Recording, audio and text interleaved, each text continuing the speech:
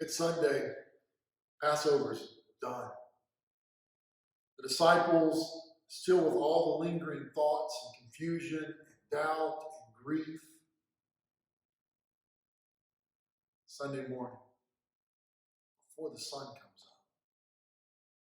Some of the women were unable to continue to sleep or lie around. You know the feeling. They get up and they're taking now the spices that have been prepared for the final burial. Since there was such a rush because the Sabbath was coming, there wasn't time to properly prepare Jesus' body for burial. I'm sure they still had some of the spices that Nicodemus had brought.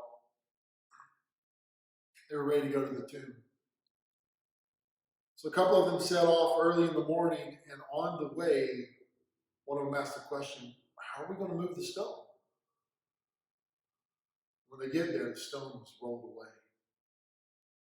And on the stone sat an angel of the Lord.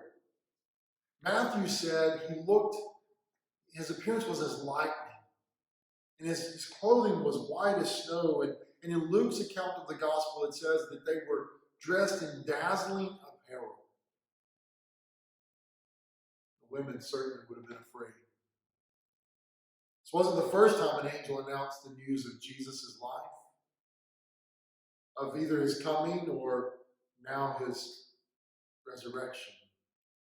But this angel was going to bear witness to the greatest event, the greatest display of his divinity and of his power that man would ever see. Jesus, who had taken on flesh, who had been born of a virgin and made in human form and likeness just like me and you, had lived a perfect life in complete obedience to the Father to satisfy the righteous demands of the law. This same Jesus had willingly laid down his life so that on the cross he could drink the full cup of God's wrath and fury toward your sin on your behalf and on mine, so that you and I would inherit the right to be called children of God. This Jesus had died and had taken up his life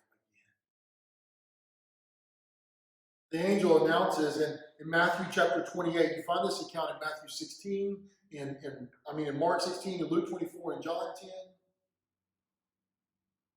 John chapter 20. We find the same announcement over and over again. He is not here. He is risen. Christ Jesus has risen. When God made him to be sin who knew no sin, so that in him we might become the righteousness of God,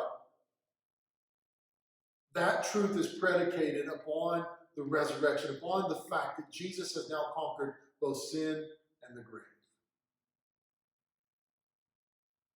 So, he is not here. He is risen. He is risen indeed. And this is the victory cry for all believers. This is the event in history upon which we fix our hope, upon which we are promised future resurrection and part with him. Happy Resurrection Sunday.